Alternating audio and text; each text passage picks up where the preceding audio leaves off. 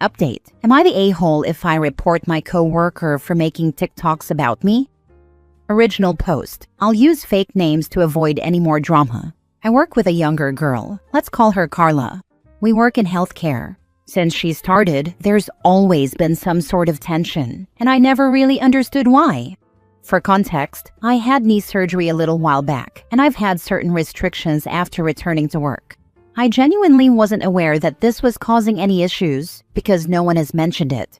They knew I was out for a couple of months, but that was it. I didn't really feel like I needed to clarify with my coworkers why I was out for that time. I got home from work and was doom scrolling on TikTok when one of her videos popped up. She was talking about how everyone hates me, how I'm just lazy, and how they're all going to slash the bitch's tires. Me being that B. I wouldn't have even known it was about me if the caption hadn't said, and her name rhymes with, and essentially spelled out my name. I'm the only one with a name that could possibly rhyme with the spelling she used. I spent the last hour crying, and I honestly don't want to go to work tomorrow. I feel like I'm a genuinely nice person. I don't go out of my way to hurt anyone, and I've never had any issues like this before. My mom was in nursing for 2 decades, so I asked her what she thought, and she told me I'm being too sensitive and that I should just suck it up and let it go. It's difficult for me because Carla also has a video up that shows the back of my car, with my license plate fully visible. Obviously, I looked at her profile after the fact. It's just not sitting right with me, and I don't feel like I'm overreacting. I work too hard and try too hard to be treated like this. I guess if it were said to my face, I could respect it more. But having it online for strangers to join in really bothers me. I feel like I'm in high school all over again. Am I the a-hole for reporting her? She'll probably lose her job, and that also bothers me. Now for the top comments before reading the update. Not the a-hole. If you're fully honest about what she did and she loses her job, that's the consequence of her own actions. I wish I were lying. Well then, she is about to learn a valuable lesson about not being an a-hole. Save the videos in case they do slash the tires, or anything happens to you or your property. I saved the videos and screenshotted in case she deletes them. Not the a-hole. Report her. That is insane behavior for an adult, and I would say she's acting like a kid. But I've never met any kids this bad. Show her that her actions have consequences. It definitely felt like a shock to the system, just reading the way she was talking about me. I was bullied relentlessly in high school, but no one ever said anything like that directly to me. I know she probably thought I'd never see the video, but gosh. I used to be bullied really badly too, but that taught me to be truthful, stern, and a narc. People aren't as rude anymore, at least not to my face, because I stood up to them and told adults their behavior wasn't okay. It sounds like something out of a coming-of-age movie, but it works surprisingly well. It's been so long since I felt like I had to really speak up for myself. I just thought women my age and her age had moved past treating each other like that. It's so discouraging. Now for the update you've all been waiting for. I reported her the next morning after emailing my supervisor. My supervisor went to HR with me. Unfortunately, I wasn't the first person she had done something similar to. Fortunately for me, her having several reports against her for the same behavior made it easier. So anyway, I reported her the next day, and she was fired today. They pulled her into the office, made her watch her TikToks, and then let her go. I got the satisfaction of watching her get escorted out by security, and her work besties were all smiles all day. No one treated me weird or anything. It was a very good day. Thank you to everyone who knocked some sense into me and helped me stand up for myself.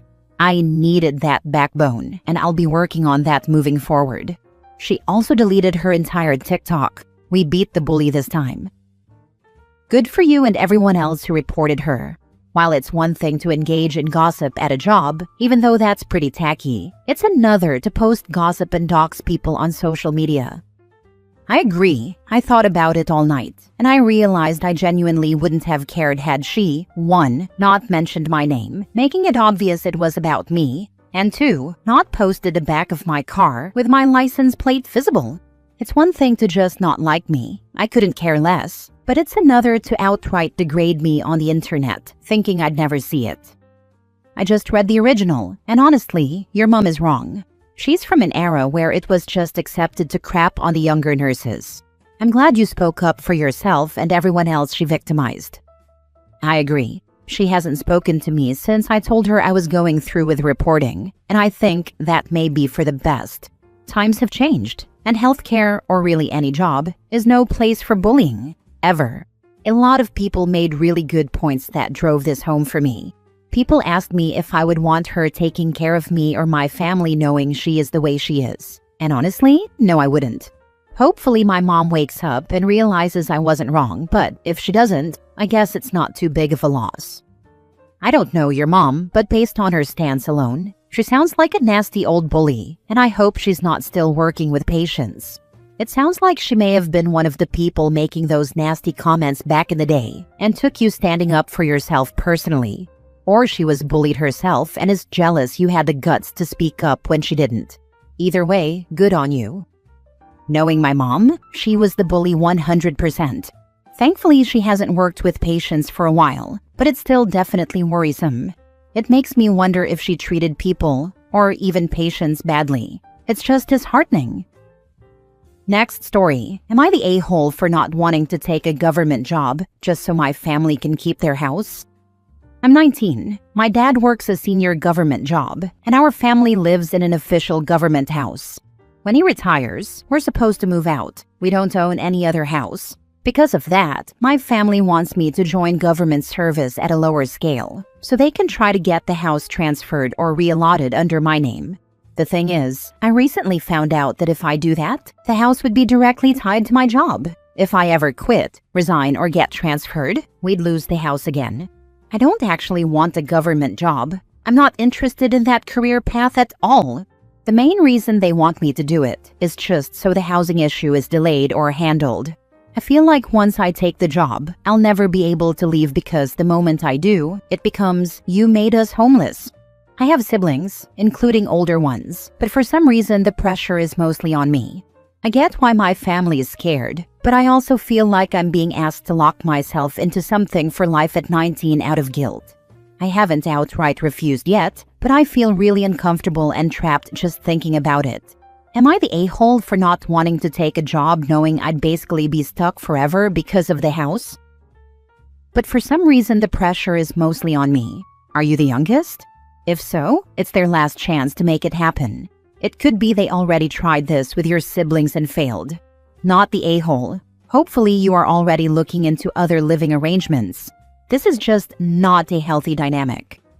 I'm not the youngest. I have 2 older siblings and 2 younger ones. My older siblings are almost done with their bachelor's degrees, and I literally just started university.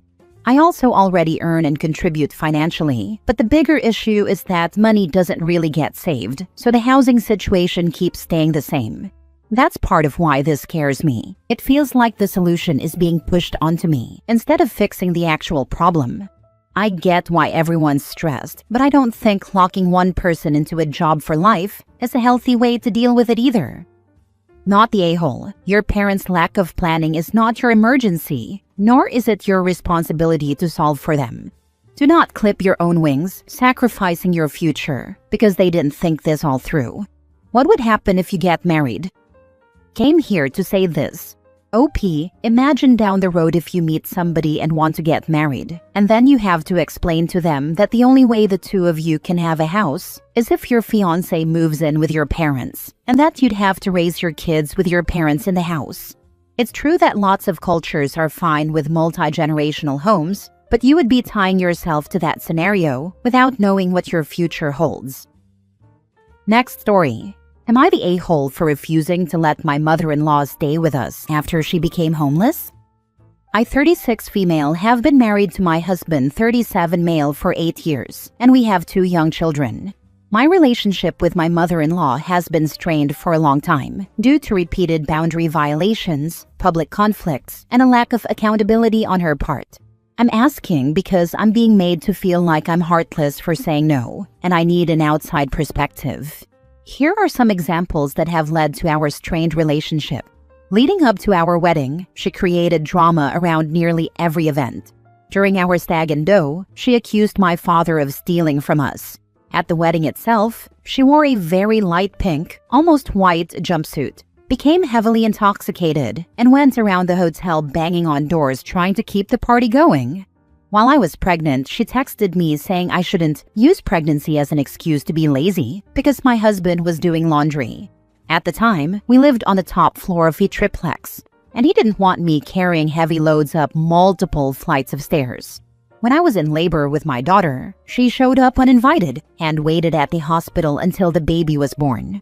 Afterward, she posted on Facebook claiming she wasn't allowed to hold her granddaughter, even though my husband hadn't held her yet and she never asked. She also criticized me for not wanting to breastfeed long-term, despite the fact that I did breastfeed for 3 months as planned. She has insulted me directly in the past, including calling me an overeducated idiot. She has also lashed out over minor issues, such as offering us furniture, being told politely that we didn't have space, and then accusing us of being ungrateful. When my son was born during COVID, no visitors were allowed, and I was seriously ill in the days after his birth, not COVID.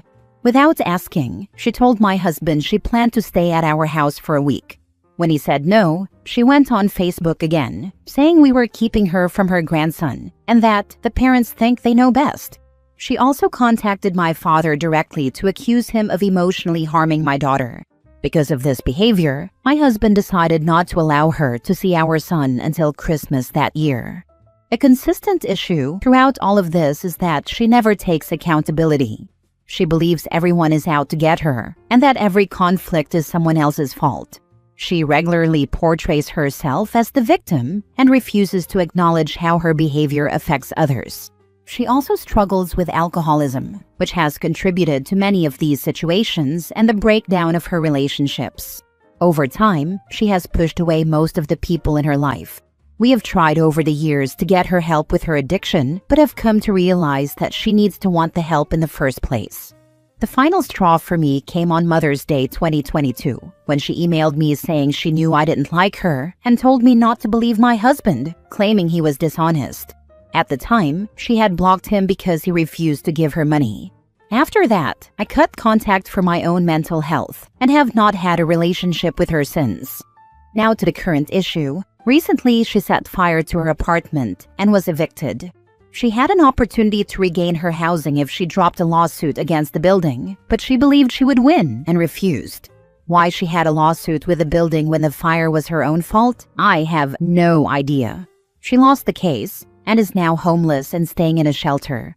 My husband wants to let her stay with us. I have said no because I believe it would destroy our marriage. I would not feel safe or comfortable in my own home, and based on her history, she would not respect boundaries, and we would never be able to get her to leave and find her own place. Even her own daughter, my sister-in-law, has refused to take her in. I feel empathy for her situation, but I also feel that her homelessness is the result of long-term behavior, poor decisions, and refusal to accept responsibility. I don't believe it's fair to sacrifice my marriage, my mental health, or my children's stability to fix a situation she continues to create. Am I the a-hole for refusing to let my mother-in-law stay with us? Edit. I realized I may have been a bit vague when I stated she set fire to her apartment. To my knowledge, it was not intentional, but it was extremely negligent. She was making candles on her stovetop and left them unattended to go to the apartment building's common area in the middle of the night. When she returned, her apartment was filled with fire and smoke. Not the a-hole. Seems you're trying to protect your marriage and family. Your husband needs to respect that. Have you reminded him of all she's done?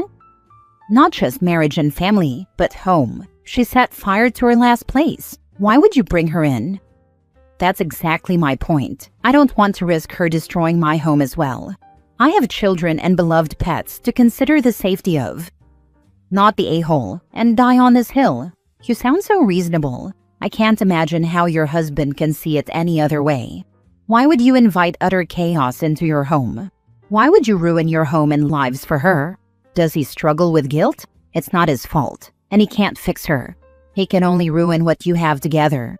I hope your husband can get some help to understand this. You nailed it. My husband does struggle with guilt, and I do try to help him through it. He doesn't owe her anything, just like my children don't owe me anything. Tell him that he'd have the guilt of his marriage being over because he refused to put you and the kids before her. Last story. Am I the a-hole for yelling at my wife after she forgot that I'm on the roof? We're constructing a house. Labor is very expensive, so we're doing some doable things ourselves. It's almost complete and livable, just the final phase. Today I was putting up some Christmas lights on all sides of the roof boundary. We were alone, so I climbed the ladder and she held it from below to keep it steady.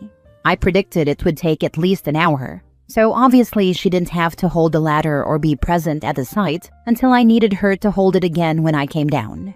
She has this weird habit of keeping her phone on silent because she generally gets 2 to 3 calls a day, and those are usually at fixed times, so she likes her phone on silent the rest of the time. Before climbing, I specifically told her not to put her phone on silent and to make sure to pick up my call, because I would call her to hold the ladder when I came down. It would be very awkward to call her by name loudly from the top because it's a very calm neighborhood. We're new, and I'm an introvert. After the work was done, I called her 20 times, but she didn't answer. I shouted her name 5 times, but there was no answer. I was stuck there for 30 to 35 minutes, stressed in the winter, and it was getting dark, which made it worse and more tense. The height was high enough that I could not jump down.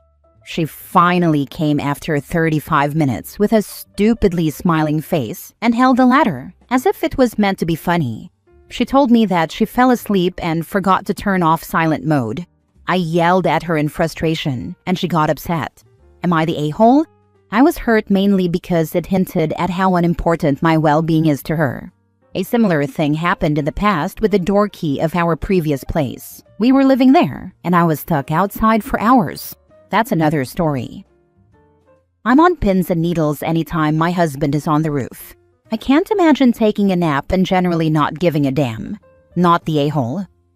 The few times my husband's been on the roof, I hang around at the bottom, delusionally acting like I could catch him if he falls. Same with my stepdad. We have an indoor ladder with 3 steps, and I'm gripping it with white knuckles because it's the only thing I can do to help ensure he doesn't fall while hanging ornaments on the top of the tree. What if OP had fallen off the roof? What if he'd slipped, sprained an ankle, gotten a piece of wood or metal staked through his hand, popped a knee, whatever? She would have been unreachable. And if he'd injured himself and gone unconscious, she'd never know. She never checked on him periodically to see how he was. Not the a-hole. Not even a little bit. She knew you were on the roof and she took a nap? And she thinks it's funny when she comes with a ladder? Does this woman even like you? How heavily insured are you? That's creepy AF. I would never go to sleep knowing my husband was on the roof. Honestly, I'm not sure I would even go inside. If I did, I would have been listening and made sure he was safe the entire time. All she needed to do was make sure he could get back down when the time came. I have severe ADHD and lose or forget things all the time. This is not something I could have forgotten.